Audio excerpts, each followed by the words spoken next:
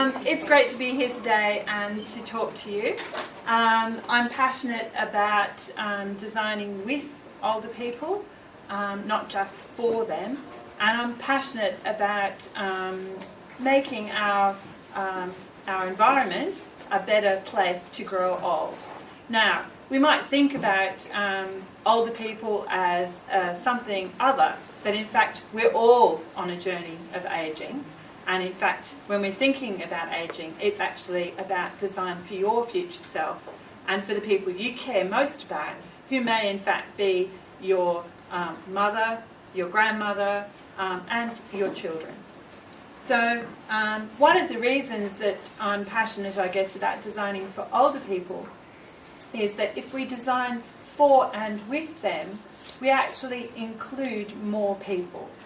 So we also include women with prams and people moving furniture and things like that. What I'm going to talk to you about today is two projects we're currently involved in, and I'll be talking a little bit about how we go about doing some of the design with older people. Now, it's a small group here, and I'm very happy to answer questions and or to explain anything. Now, the other thing that I should say that's very important is I don't do this by myself. I'm talking on behalf of two much larger projects. Those projects actually involve a number of people, and in this room I have two of the people who are involved in one of the projects. So, and in fact are probably at the coalface in terms of they're the ones who are actually doing a lot of the co-design. And so, do you want to put your hands up so people know who you are? So that's Peter Sweatman and Alicia Mintes. So they might be able to answer some of the questions, which I can't. Onward and upward. So next slide. So one of the things, I guess, around motivation, if you like, is that when we're thinking about the social model of disability, unfortunately, fortunately, it sees the world in a different way. Its environment, so its architecture, its steps that disable. It's actually not having a disability that stops you participating per se. Okay, so it's a different way of thinking. And if in fact you are an older person and you are experiencing some level of impairment, so you're getting a bit breathless on the stairs, or you're finding that you have to sit down 3 times on the way to the supermarket, or you can't go to the bank because you can't operate the ATM machine, then in fact it's not your problem. It's actually a societal problem. It's a design problem. So the corollary of not doing it has been much greater levels of institutionalisation. Hands up in the room, anyone who wants to go to an aged care facility anytime soon? Oh, one person, okay. The reality is most people, when you ask them about is that their destination of choice, is it something they aspire to? I haven't heard anyone who said that's what they were aspiring to. Most people, if you talk to them about institutional care, say, I would prefer to die than go to an institution. Okay? So one of the things that also happens is much higher rates of depression. And those of you who have been listening to the news, you know about Beyond Blue and a number of those initiatives. Well, suicide isn't something that just happens to young people. It's actually also a big problem in older age, particularly when people feel that they're not supported and where they can't do the things that they want and need to do. Loss of social participation and social isolation, again, is not something that most people aspire to. Most of us want to feel connected. We want to feel that we're valued and valuable. That means that we meet our friends, that we can borrow a cup of sugar, that we can talk to someone at the grocery store. And again, even if you didn't think any of those things were important, how many of the people in this room are taxpayers? Yep. So in the end, actually not doing it also impacts your hip pocket. So, and one of the reasons that the government is quite keen on this and why they're trying to get designers to think more about these things is that it's in the economic best interests of taxpayers and of government to try and achieve some of these things. Okay, so one of the things about our infrastructure, our buildings, is that they last a long time. In many cases, they last longer than the people who design them. How many people are living in a house that's older than them? Yep. Well, in fact, some of the statistics are that during the life course of a building, there's a 99% chance that somebody with some form of disability, functional limitation, older person is going to be using that building in some way. Okay? So unless you're designing to exclude, then in fact you actually have to be thinking about inclusion as a primary principle for design. So, and one of the big problems, particularly in the built environment, which is where I come from, is that all too often we resort to compliance with the Australian standards or with the international standards. How many of you think they are about best practice? No hands going up? What is the purpose of standards? Any ideas? Why do we have them? Safety, efficiency. Yeah. So they're about a benchmark which we don't want to slip below. But they're not actually about good design outcomes. We have to actually do better than that. So that's where we need innovation, creativity, and we need people to actually think outside the box. How many people are aware that we have in Australia two ways of understanding compliance? Can anyone tell me what those two ways of understanding compliance might be? We have the standards which are called deemed to satisfy. But we have always also had what's known as alternative solutions. What's the problem with alternative solutions? What does it require designers, social innovators to do? Bespoke design. Yeah, you have to actually be able to explain very clearly in an evidence-based way why what you're doing is better and how many more people it's going to benefit. But there's always been two routes, so it's important to understand that. And of course we know that we can design out, if you like, dependence. So we can make the trip to the shop much easier when we provide accessible seating en route.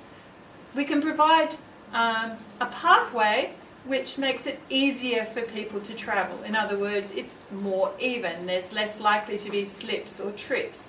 Crossing the road becomes easier, less complicated, etc. So, why involve older people in design? Why not just, if we know some of the answers, why not just do it for them? Yeah? Because what we might think might not be what they actually want. That's absolutely correct. And I'll talk a little bit about why engaging, what we've found from engaging older people in design, which hadn't been considered before. Yeah. The other thing is that older people love being engaged in design. They actually really enjoy it. Surprise, surprise. So, yeah. So people who may not have seen themselves as designers might in fact find that they have a lot of skills and knowledge and wisdom which they can bring to the activity. Okay. So, I guess where we come from is that active participation is important. It's part of unlocking older person's wisdom and experiential knowledge, as well as allowing them to participate fully in creating and acknowledging and being part of their societies. And we certainly believe that it's one economically sustainable option to facilitate ageing in place, and that maximises the support that can be afforded by the built environment. So participating actively actually requires two things. So one, it requires deeper, more personal information on what people do, and in the sense of what they can ideate and create, and that needs to be collected from real life contexts and places. And secondly, I guess, that much of what we've currently done in terms of the built environment has been audit techniques which have abstracted information. Often we rely very heavily on things like checklists, expert audits and surveys which are based on some form of predetermined model. How many people have experienced using some of those sorts of things? Yeah, a couple of people? What sort of context did they come up in?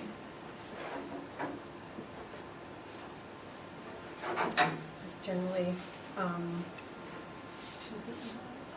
everywhere.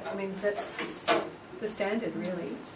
It's that less engaging way of participating. So what do you think some of the problems might be with that sort of approach? It's kind of like, sorry. Oh, yes. You're talking about your point 1 or point 2 here? Or point 2, primarily. Oh, well, yes. Statistics. Well, the risk, I guess, is that the devil is in the detail, and culture, geography, and other considerations might, mean that a one-size-fits-all approach is not the best approach. That's not always the case, but it's sometimes the case. I was going to compare it to an off-the-rack suit. Absolutely. Yes, the difference to a bespoke, that's a very good example. It's the difference between a bespoke suit and an off-the-rack suit. And sometimes that when you take something off the rack, it doesn't fit so well sometimes. Yeah. Okay. So the model that we use that underpins some of the work that we've been doing comes from Sanders. It's a model which is quite well known in industrial design, and I was introduced to it by a colleague of mine, Oya de Mervelly. So it involves 3 levels. So it's about saying, doing, and through those activities starting to know, dream and create. So typically the saying part is conversations, interviews, web, email, questionnaires, focus groups, etc. So that's how we extract some of that information. Now we find that in many types of research, and some of the projects that I'm talking about today, we have that in a number of different ways. So the doing, it might be observing people doing things like ethnography, it might be usability testing, it might be artifact analysis, it might be scrapbooking or diaries. It's some other way of collecting information while people are actively doing stuff. And the knowing part, that's about, there are many different techniques, but and storytelling is one of those techniques. So image collaging, improvisation, these are ways of assimilating knowledge in a more creative way. Yeah. So I'm going to talk first of all about the co-design workshop. And what you can see here is the sort of stuff that you might expect a child to play with in a doll's house. Yes? Has anyone ever asked adults to do this, to take these things and tell stories before? And I'm not asking the people who actually did this.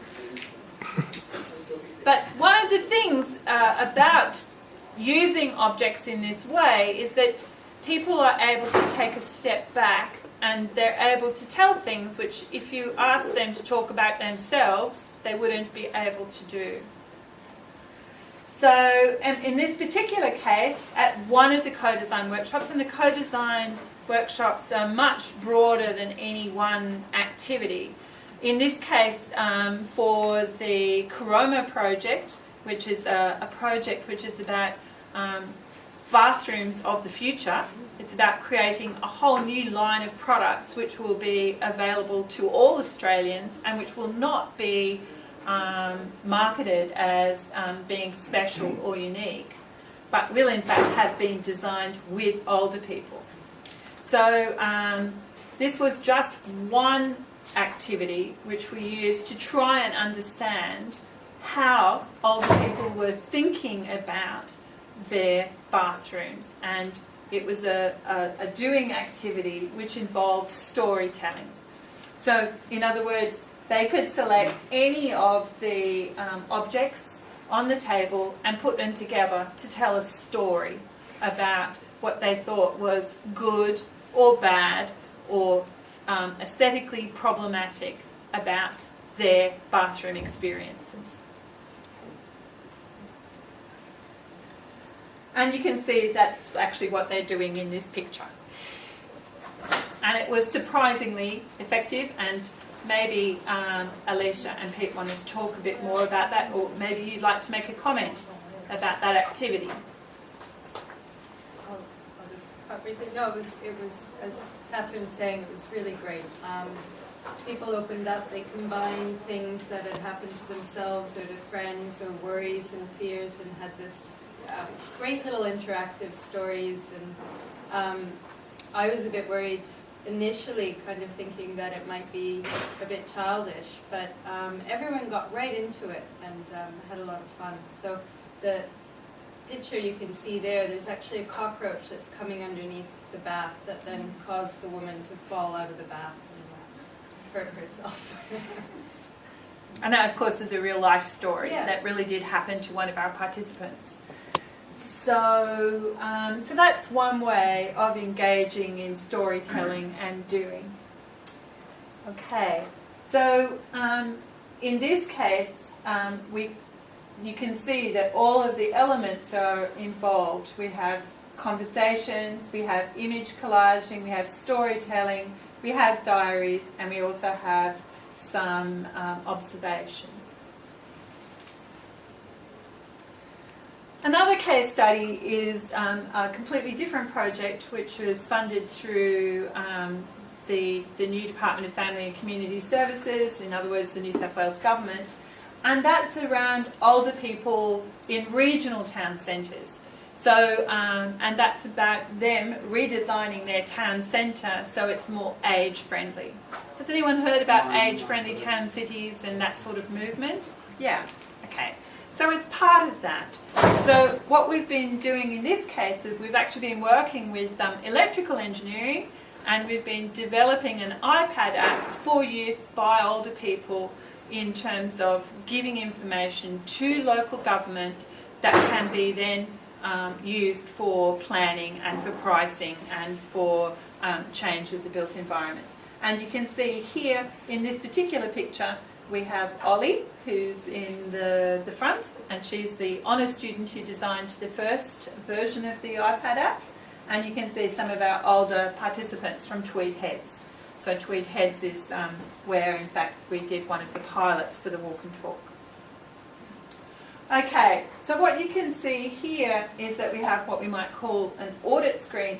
The difference here is that you can use it in many different ways. So you can use it, and from the older people's perspective, unlike doing the normal audit, all they were actually required to do was to stop every time they saw something that they thought was good, was bad, or was ugly, take a photo and talk.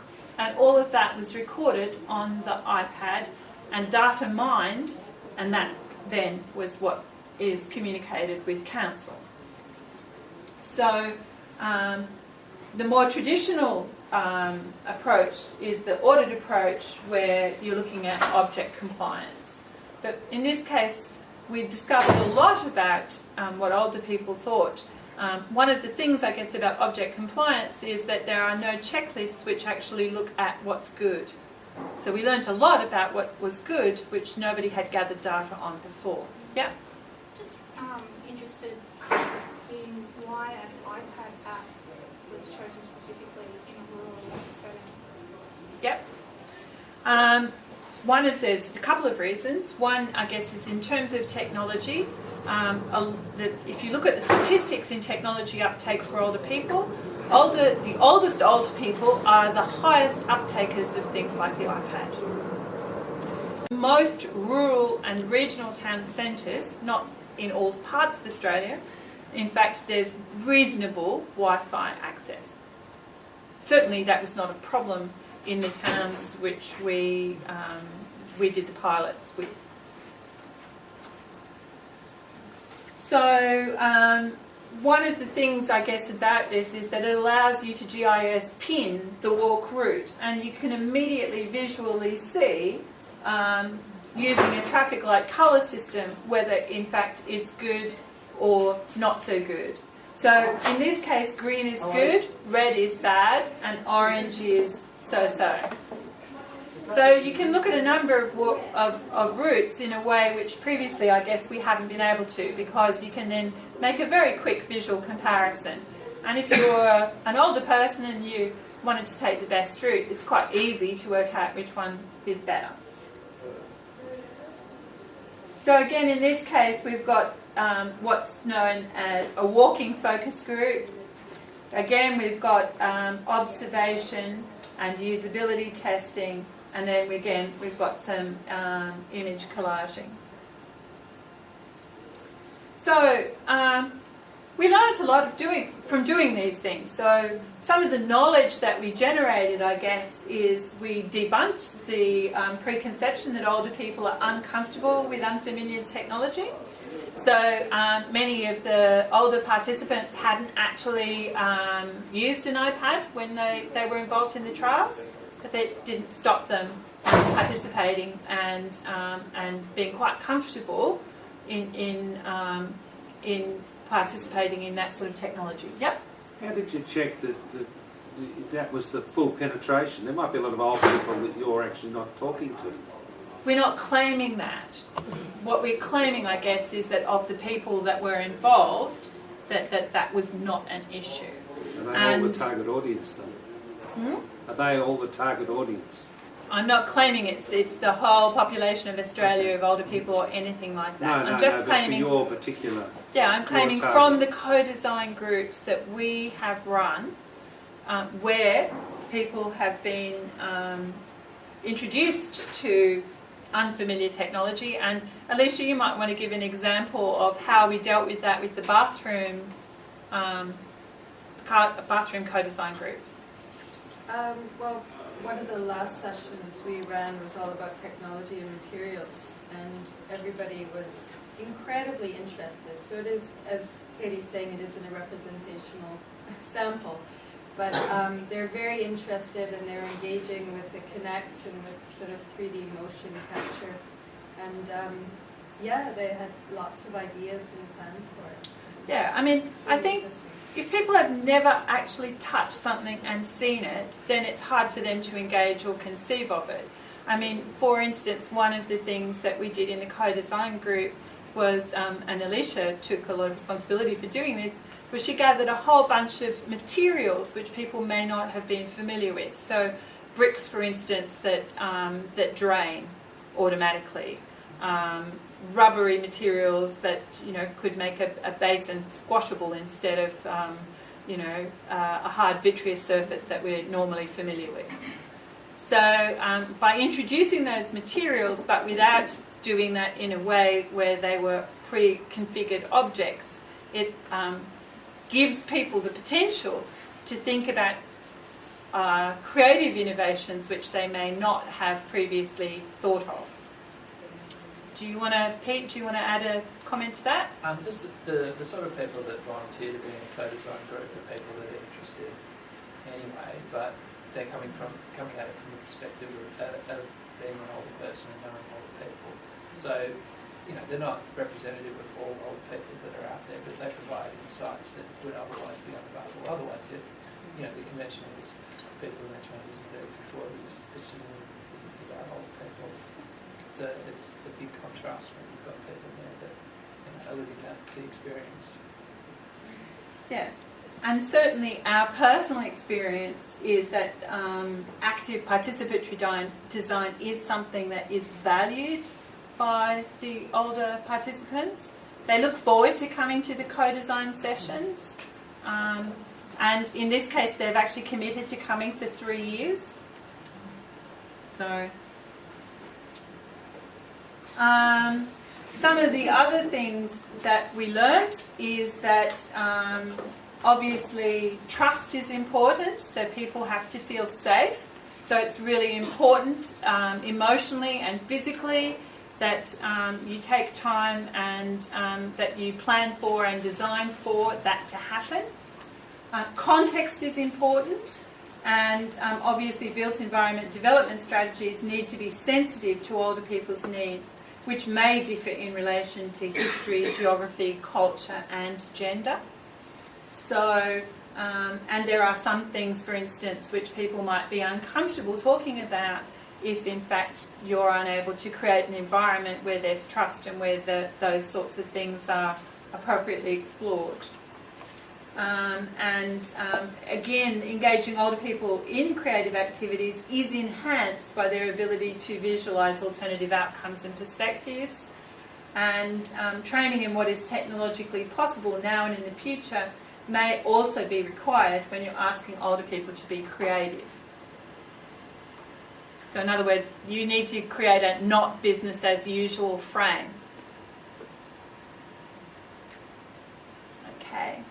So we also learned some things from our co-design groups, I guess, that were specific. So obviously in the Australian context about bathroom design, I guess it was clear from our co-design group that bathtub injuries was one of their greatest concerns. I guess we have a culture in Australia, unlike other countries, where showering is more of the norm. One of the other things we learned, I guess, is that a lot of older people use the shower to control their body temperature. So for heating and cooling, it's very important.